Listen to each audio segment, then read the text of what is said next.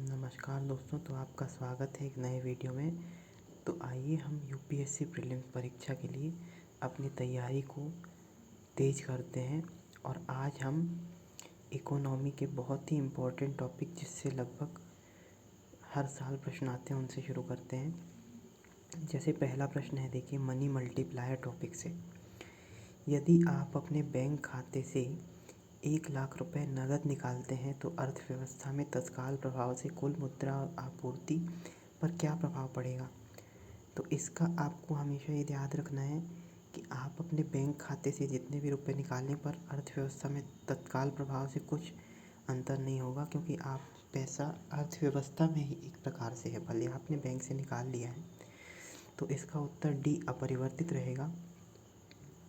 अगला प्रश्न देखें, तो ये जो टॉपिक है आरबीआई के टूल से है। तो देखते हैं, भारतीय अर्थव्यवस्था के संदर्भ में यदि भारतीय रिजर्व बैंक आरबीआई विस्तारवादी मौद्रिक नीति एक्सपेंशनरी मॉनेटरी पॉलिसी अपनाना चाहता है तो उसे निम्नलिखित में से क्या नहीं करना चाहिए।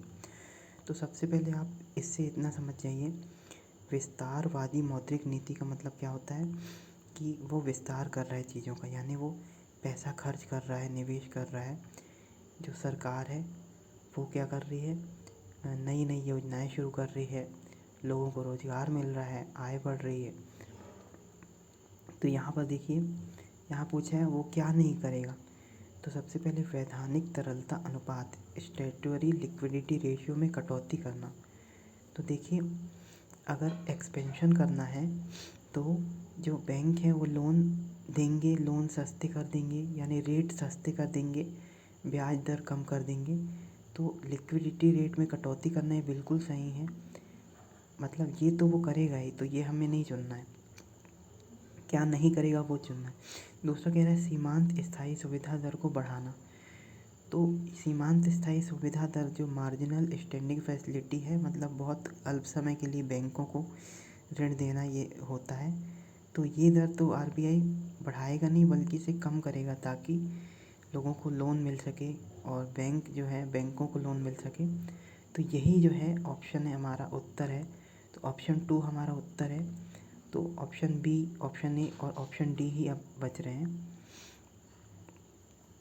अब देखिए, ऑप्शन बी ही हमारा उत्तर है, क्योंकि 1 जो है वो आंसर नहीं होगा।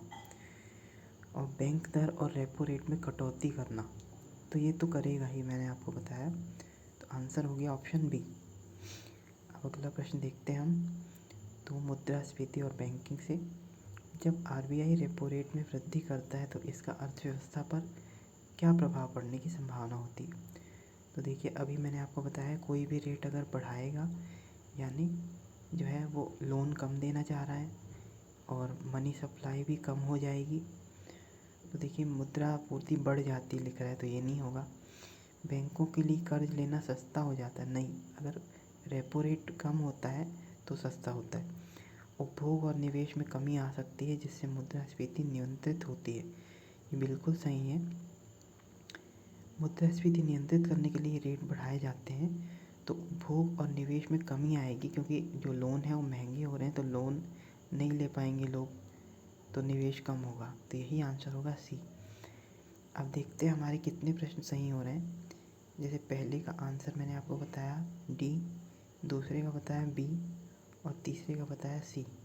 तो पहले का हम लिखते हैं डी, दूसरे का हम लिखते हैं बी और तीसरे का हम लिखते हैं सी। तो देखते हैं कितने हमारे सही होते हैं। देखिए, कह रहा है आपने 3 में से 3 सही उत्तर दिए। देखिए, मतलब हमारी सोच बिल्कुल सही थी। और देखिए, यहाँ पे जो बताया गया वैसे ही है।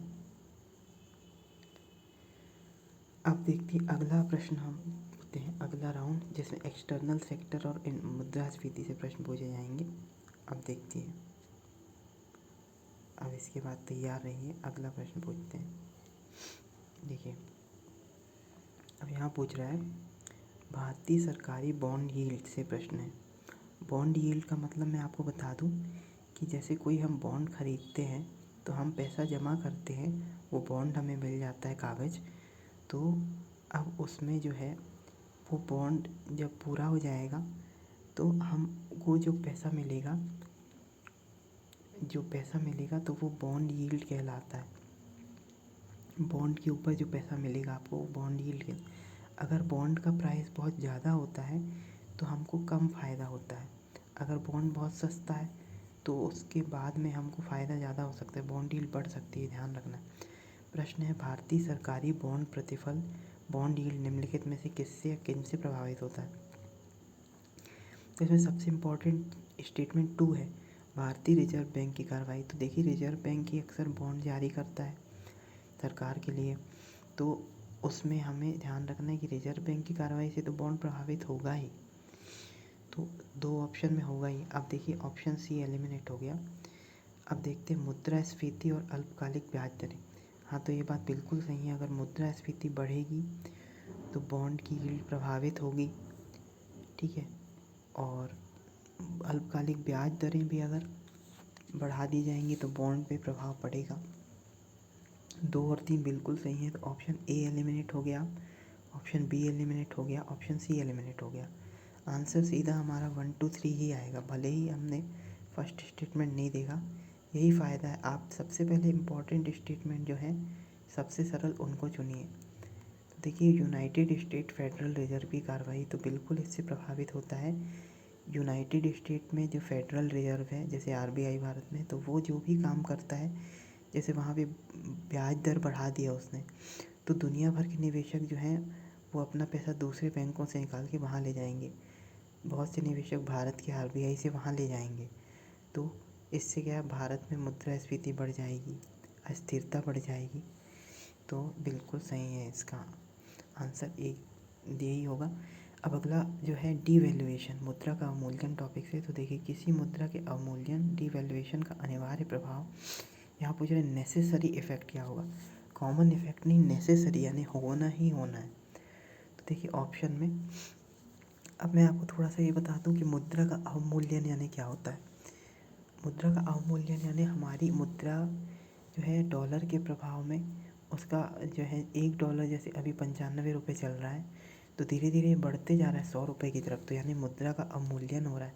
डॉलर के मुकाबले हमारा मुद्रा जो है रुपये है वो कमज़ोर हो रहा है। अगर ये 60 रुपये 70 रुपये पहुँच जाता है तो वो मजबूत होना माना जाता है। तो यहाँ पे डीवैल्यूएशन का क्या प्रभाव हो सकता है, ऑप्शन ए दिख रहा है, यह विदेशी बाज़ारों में घरेलू निर्यात की प्रतिस्पर्धात्मकता में सुधार करता है। दूसरा कह रहा है, यह घरेलू मुद्रा की विदेशी मूल्य में वृद्धि करता है, और यह अनिवार्य रूप से व्यापार संतुलन में सुधार करता है। तो देखिए यहाँ पे कह रहा है अनिवार्य रूप से, तो ये ज़रूरी नहीं है। यह देश में मुद्रास्फीति को तुरंत कम करता है, तो तुरंत जैसी चीज़ होती ही नहीं।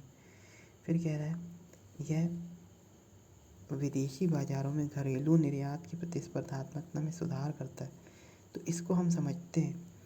देखिए, विदेशी बाज़ार में जैसे आपने कोई चिप्स भारत से भेजा है, वो चिप्स मान लीजिए 50 रुपये का उसका मूल्य था, परंतु जैसे जैसे डॉलर जो है उसके मुकाबले हमारा रुपया और गिरता गया, तो अब देखिए वही चिप्स जो है विदेशी लोगों के लिए और ही सस्ता हो जाएगा।